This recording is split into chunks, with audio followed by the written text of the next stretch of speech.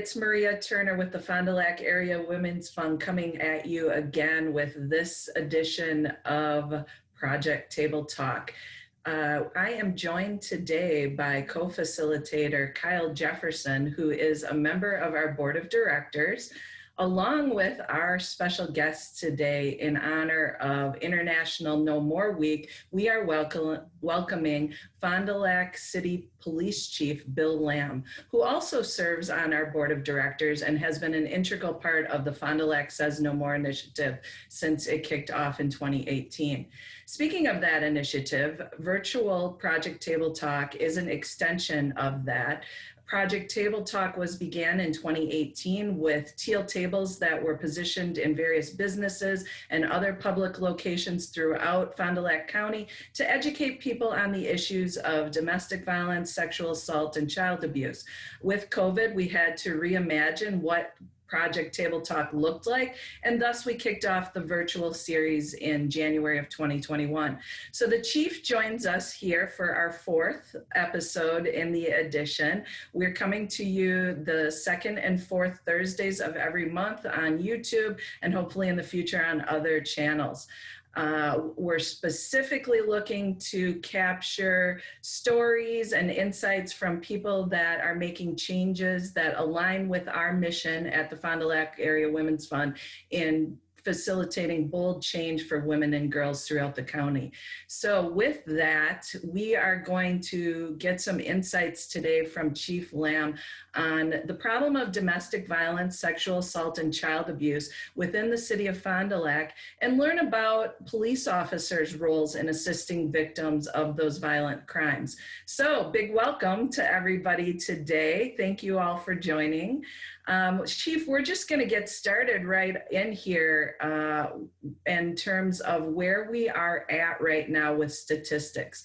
Obviously, when the Women's Fund began, Fond du Lac Says No More in 2018, the goal was to prevent intimate partner crimes against women and children through public awareness and engagement of the community in the issue, with the overriding goal, of course, being the reduction of those particular crimes within the community. So, presently, how are we doing, Chief, as far as the most recent crime statistics? Yeah, all great stuff, Maria. Thank you. And I really appreciate the opportunity to discuss what is, and as members of the Women's Fund Board have heard me say over the course of the year, as have many members of the community, because I say it a lot. Domestic violence is the leading cause of violent crime in our community. Aggravated assaults are the leading cause of violent crime in our community, and tragically, the greatest numbers of those aggravated assaults, happen. That's violence in our homes, and so that is obviously tragic on a number of different levels. So let's talk a bit about the numbers. Through the course of 2013, we began a very specific domestic violence intervention focus here in the police department, a group of officers who were specifically tasked with doing follow-up on those types of crimes. And over the course of the ensuing years, through a lot of hard work, a lot of community partnerships, such as we have with the Fond du Lac Area Women's Fund, also with our partners at the District Attorney's Office, and a number of others, Solution Center, A-Stop Sexual Abuse Center. Through those individuals' work, we were starting to see, if you were to look at long-term trends, we were starting to see some pretty exciting downward trends. Mm-hmm. Now, there's still some great work and some numbers being done there. Unfortunately, from 2018 to 2019, we saw an alarming surge in violent crime in the city. Not all domestic violence, but that violent crime surge was upwards of 45%. Mm. And that is an alarming. Anybody who studies numbers or statistics, if you were to see a 5% increase in violent crime, you'd be concerned about it. 45 was really alarming to us. Inside of those violent crime statistics, now that includes homicide, forcible rapes, and other types of crime. However, the largest category where the jump was experienced was in those aggravated assaults. Aggravated assaults went up by about 70%, 70. So now you don't panic after 1 year is a snapshot in time. But we also saw, unfortunately, in 2020, that violent crime rate. So again, it surged from 18 to 19. From 19 to 20, it remained overall almost identical. However, aggravated assaults again went up by about another 7%. Wow. And again, the largest numbers of those aggravated assaults are inside of those are domestic violence incidents. So there's been some great work done, but clearly there's a lot more work yet to be done. Yeah, thanks, Chief, for that and giving us the insight on some of those numbers. I try my hardest not to really look at the news or read the paper or get online, but it's like with COVID and everything going on, it kind of makes you, because you want to be involved and know what's going on in your community or surrounding area. And I didn't know the numbers were that high. I just know like you would see more on like the news. You'll see more like on Twitter, or if you get on Facebook, you'll see more, hey, responded to a domestic violence here, or responded to assault here in this area on this block of like 4th Street or whatever. And like I said, that's kind of crazy to know that the percentage are still going up. I guess when you think about it, you know, from your eyes or your department, you know, has COVID really affected domestic violence in a way with not just with like parents, but like child abuse as well in particular? Has that COVID really made that number go up in that aspect too? Yes, and so probably the best way to answer that question, and from a broad perspective, is pretty much every bad metric that we have, COVID has adversely affected it. Overdoses are up. The gun violence incidents continue to surge. Our domestics, serious mental illness crisis incidents, pretty much, like I said, every bad thing, every terrible, tragic, or human personal tragedy that we have to deal with, the COVID year impacted all of that and drove those numbers up. And so I said before, the tragedy that relates to that type of violence inside of a home, clearly for, in particular, the victims of that violence. But when there are children in the home, it becomes tragic at an entirely different level. Because even if the children are not physically harmed, the emotional trauma and damage that they suffer by having to live with that violence inside the home is in many ways immeasurable, but it is nonetheless very tangible, because there are very few people who will argue that the long-term damage that those are harm that those children suffer because of that manifestation of any type of violence or abuse in the home is long-term, and it can be very serious. So obviously, when we hear these numbers, we're hopeful that we can almost immediately see a decline. And I think anyone who's ever gone through any sort of community engagement effort knows that for at least a few years, the numbers will probably increase and escalate a little bit, because with more awareness building and more information getting out to the public about what resources are available to victims and their families, the numbers are going to increase because people are reaching out more. And that's something that I know the Women's Fund planned for when we rolled out the initiative. We looked at that being, potentially a multi-year initiative, and knew that for the first couple years, we might see some numbers increase a little bit. So while that's shocking, and certainly COVID was not planned for in any of that early planning, no one could have predicted that. I am hopeful that what we're doing is just mainly the result right now of us making more people aware that services are available. And from that perspective, we're doing what we sought to do in terms of prevention and ensuring that victims and their families are linked up with the local resources that are here in terms of, sexual assault, domestic violence, child abuse. So I'll just weigh in a little bit and say that, because certainly when people hear numbers are going up, we have to look at that under the context that it really is occurring. So with that, Chief, I think also one of the things that I've learned in my background in working in a domestic violence shelter in the Appleton area was that people don't realize a lot of times how just volatile and difficult a domestic violence call can be for police officers.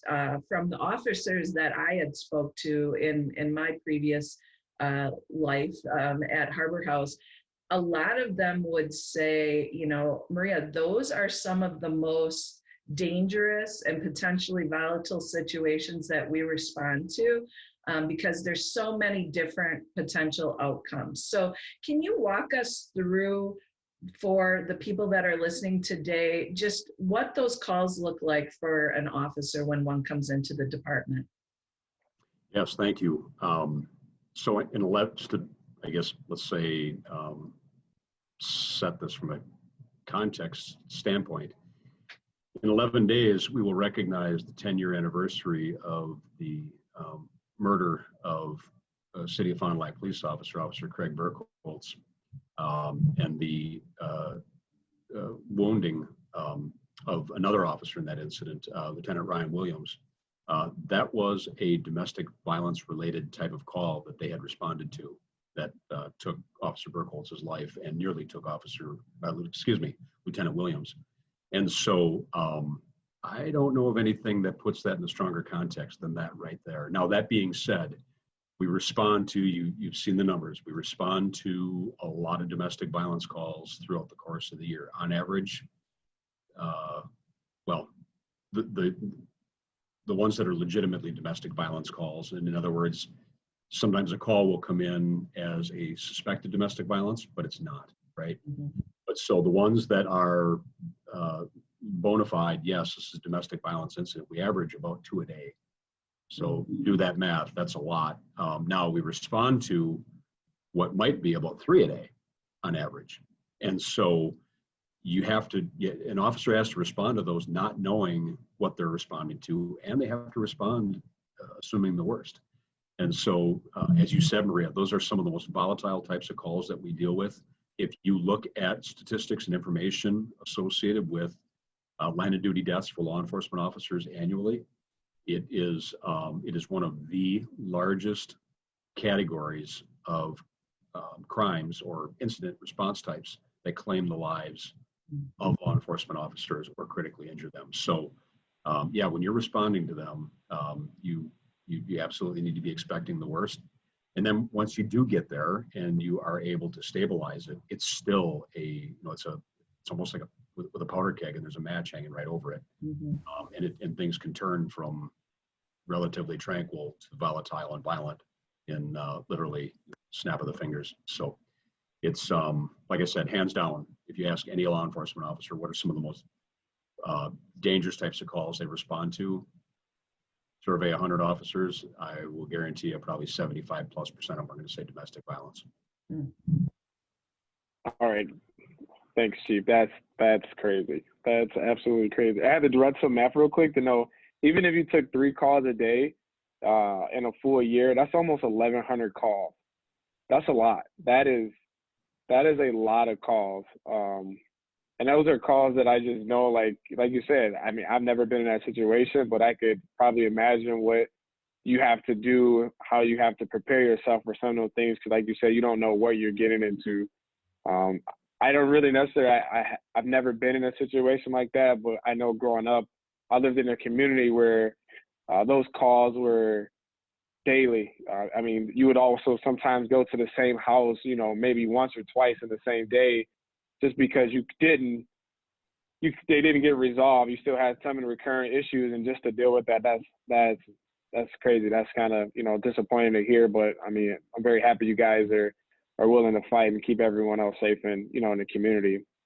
So like when you think about that, people have a tendency, and I know we talked before in different aspects offline about, police officers are people.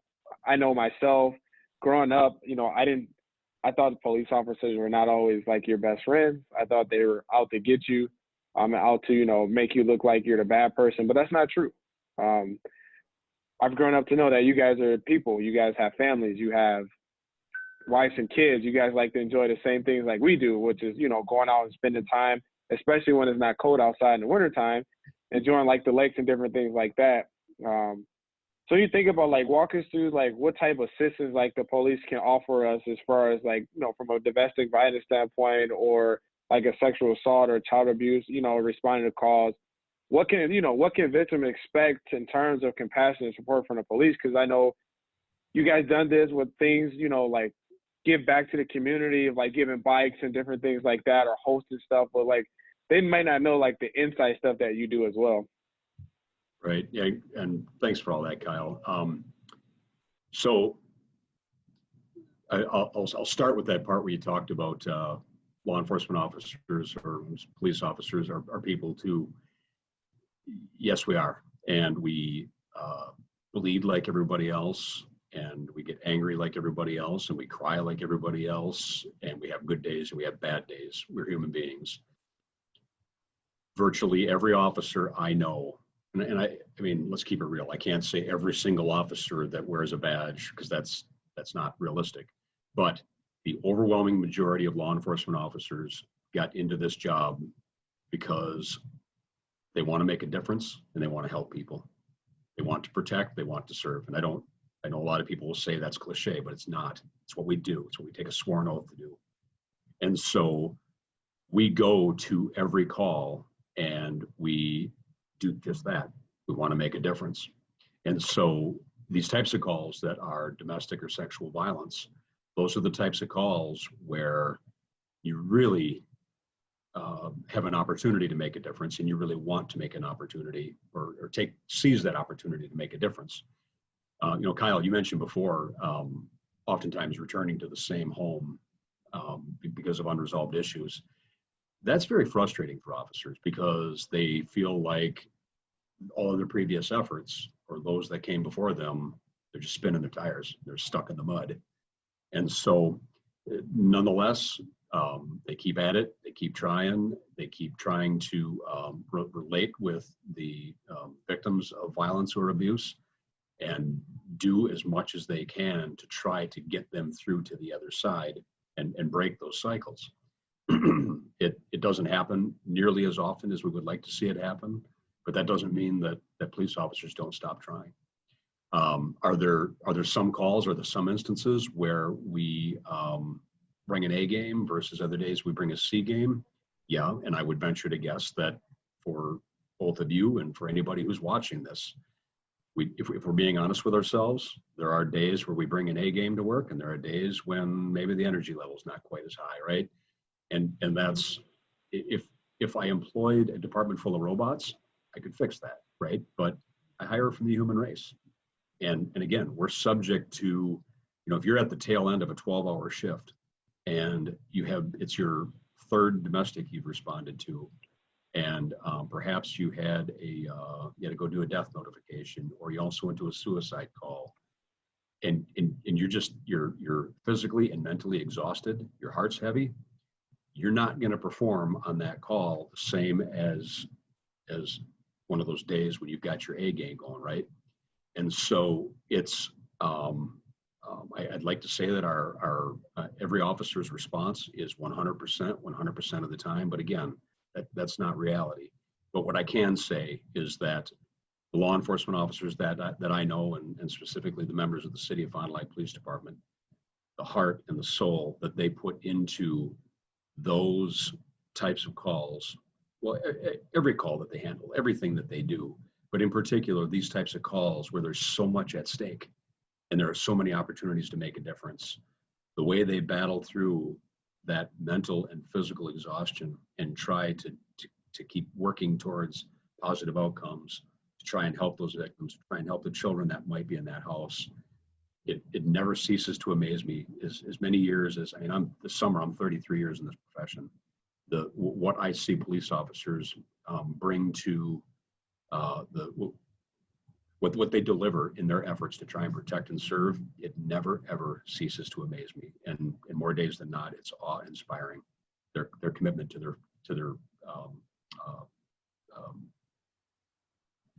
the people that they're sworn to serve and protect. So it's hard. Unfortunately, parts of it get harder every year, but that's not a Fond du Lac thing. That's a societal thing. But the effort from our end certainly doesn't stop. And I think, to end on a positive note, we get better and better at this each year. I tell you, this is my third decade of policing. I look back at how we were handling domestic violence responses back in the late 80s, early 90s, and there are parts of it that caused me to shake my head. Not because we were being lazy or doing anything wrong, but sometimes you don't know what you don't know. Mm-hmm. And so sometimes you think you're doing the right thing, but you're not. And as our societal response and law enforcement response to those types of incidents has evolved and improved and been analyzed, sometimes some trial and error, it's pretty remarkable to see the advances that we've made. And so it's been an honor to be a part of that, and here locally to have the community partnerships that we have, such as the Women's Fund, to jump on board with us and roll their sleeves up and say, look, let's start making a real difference. Let's kick a dent in the side of this thing. It's been pretty cool to be a part of. Wow, so much good stuff there. Oh my gosh. First of all, thank you. Thank you for your service to this community. 33 years, that's amazing. And to serve in the leadership role where you're not only having to supervise officers and ensuring that they're doing good work while they're out on the streets, but also taking that other side of things where the criticism, people coming and saying, you're not doing this right, you're not doing that right. But, when you listen to your honesty, Chief, thank you for just being super honest about the fact that we have to remember that it's human. We're human beings. You're human beings.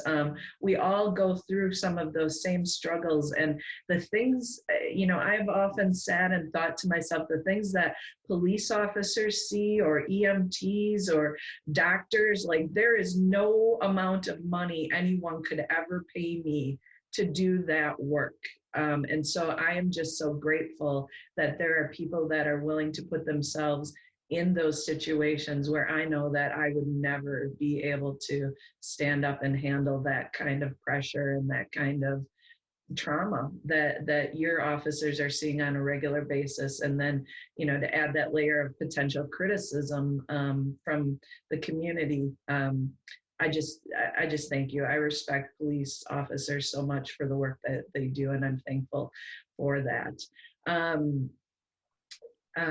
One of the other things that I think struck me too is your mention of training over the years, right? And what 30 years of knowledge and experience and understanding has brought to the scope of domestic violence, sexual assault, and child abuse. So, of course, the way not only police officers, but everyone was responding to those incidents 30 years ago is not anywhere near what it is today. And we have grown and improved, and it's just amazing. I mean, frankly, 30 years ago, the three of us would not be sitting down and probably even talking about these topics, right? Because it was left in the shadows. We can't, discuss these things. That's a family matter. Can't get involved in that. Certainly police officers were getting involved, but, everyday people weren't open and having conversations like we are here today. So just that alone is awesome, because I feel that the less we keep these things in the shadows, the better we all become, because people realize that they're not the ones, the victims realize that they are not the ones causing these issues, that it's really, they're the recipients of someone else's issues and probably their own trauma in terms of, usually abusers grew up in homes where they witnessed violence or we're recipients of child abuse. So it's that cycle. And I think ending that cycle is more training, more education, and more opportunity to bring things out into the public eye. So that's what we're doing here today. One of the things I think that if I were watching this today and I were sitting there and I were hearing, these statistics and becoming perhaps a little bit overwhelmed by the scope of how big this problem is here to our community in Fond du Lac County. What could I do as a citizen, to intervene? Certainly, the Women's Fund has taken that on in our Green Dot bystander intervention training, that we welcome as many people as possible to provide some basic tools to respond if you see violence occurring, or you even think that there's something odd happening in your daily activities. But from a police and law enforcement standpoint, what can people do to help either in preventing or responding to these sorts of incidents? Yeah, great question. And so let me pause there quickly and thank you for what you shared about the challenges facing the profession. It's that Maria is the type of stuff that keeps us going, right? So thank you for that. Now, to answer your question, get involved. That's the best thing that people can do. And it's get involved. I'll talk about that in a couple of different contexts. First of all, perhaps it's conversations with kids. There is a surprisingly large percentage of people who do not, and when I say people, I mean parents, who do not necessarily understand the importance of speaking with a 10, 11, 12-year-old son or daughter about things like respect for others. And I don't mean like respect for the neighbors, like not cutting across the neighbor's yard on your bike because he hates it. That's not what I'm talking about. I'm talking about respect for others from the standpoint of, look, as you start dating, respect for others in what that means and what that looks like.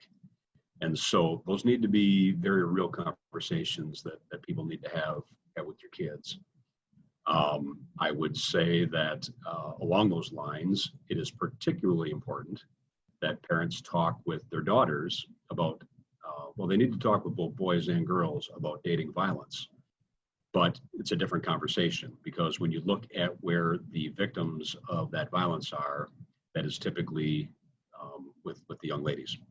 And so they need to understand that they are, and again, and a lot of people find it a little odd to think that they need to be having such a conversation with a 10, 11-year-old daughter, but have a conversation that sounds a little bit like, you are not somebody's possession. Nobody tells you where you're going to go, how you're going to act, how you're going to dress, who you're going to hang out with, who you're not going to hang out with, et cetera, et cetera, et cetera. Those are all power and control issues. And oftentimes, and one of the two of you said it, these violence, domestic violence is tragically cyclical generationally inside of families. And so if you take a 12-year-old boy that has grown up in a home with some context of abuse, some type of abuse in that home, there's a better chance than not that young man he's been role modeled some improper behavior, right? And so might be a pretty good kid otherwise, but perhaps in the context of understanding what limitations there might be, or what proper behavior might be for somebody that he's beginning to date, those are conversations that need to be had with both boys and girls, right? And so there's a get involved part. The other part is, whether it's friends or family or coworkers,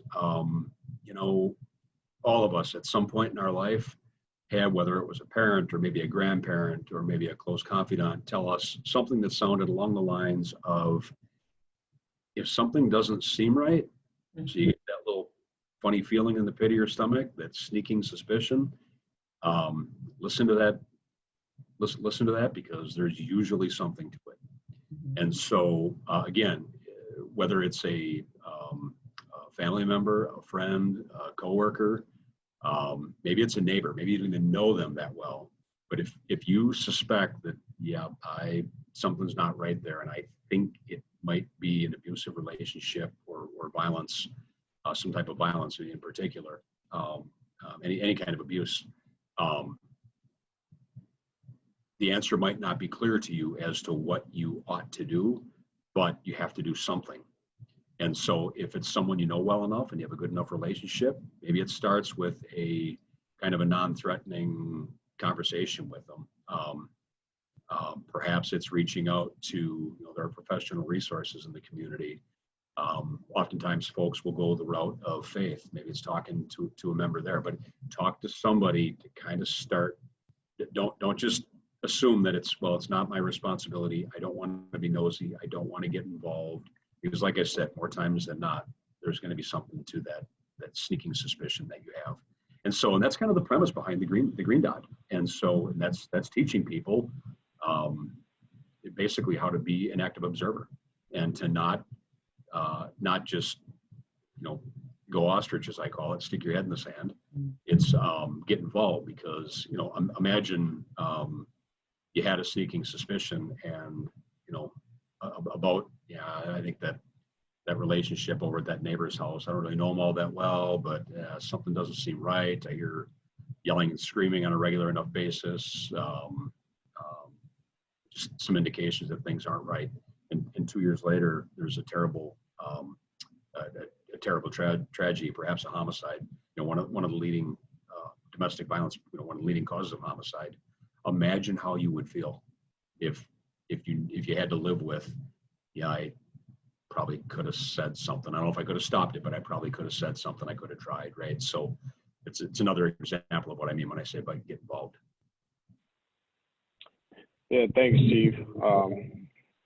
Thanks for those insights. Thanks for sharing. First off, I want to say, hey, thank you for everything that you and your team do within the community. It means a lot, especially for me. I think I can say for all of us, to keep us safe and keep us out of harm's way and keep some of the stuff that happens out of the media. I know that's a big task for you and for everyone else, to try to keep everyone calm. I know it's not an easy thing to do, especially with COVID and everything else going on in the world. So I know for myself, I do appreciate it. So I want to say thank you to you and your team for everything you guys are doing and will do within the future. Thank you very much for that. Chief, man, I hope this conversation gave some insight on good work from the police officers, right? I like I said, we've worked together. We've done some good things together. And I hope the people that listen to this understand that you guys are awesome. Let's just say it what it is. You guys are awesome.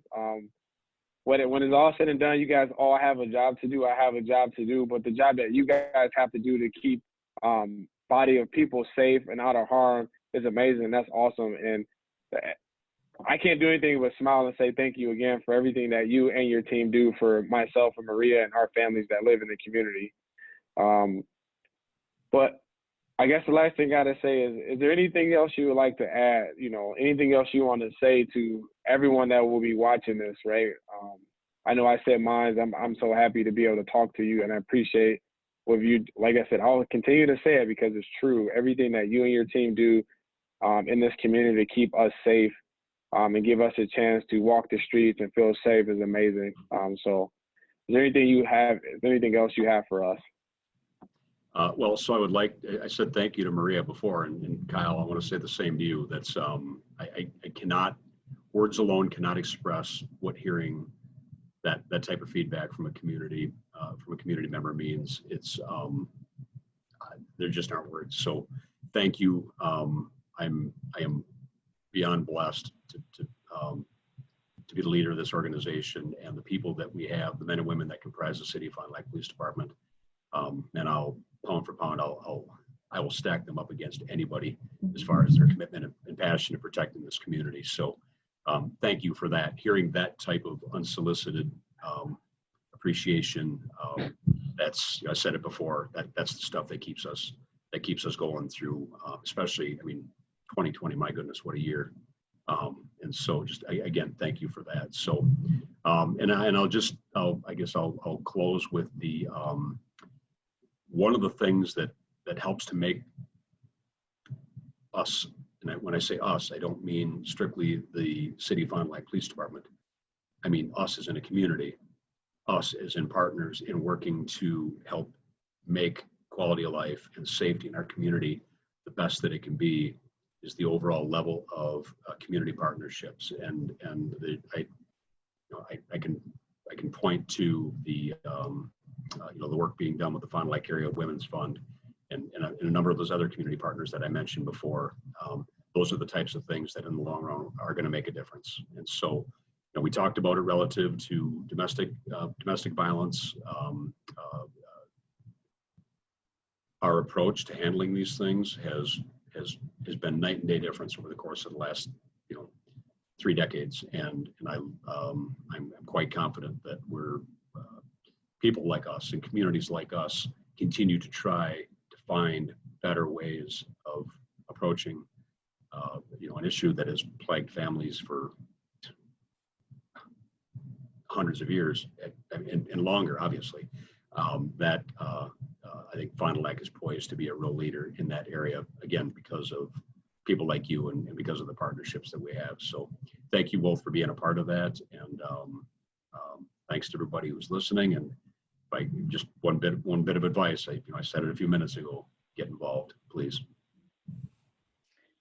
Well, great opportunity here today to hear all kinds of insights. And so thank you again. So ends this edition of Project Table Talk, a part of the Fond du Lac Says No More initiative, which is a collaborative effort, as the chief indicated, between ASTOP, Sexual Abuse Center, Solution Center, the Domestic Violence Program here in Fond du Lac, Agnesian, SSM Health, which also provides domestic violence services, Fond du Lac Police Department, and the Women's Fund. If you want more information, you can check out our website, fdlsaysnomore.org. And if you have an opportunity to want to know even more than that, join one of our social media pages. We are now on Facebook, Instagram, Twitter, and YouTube.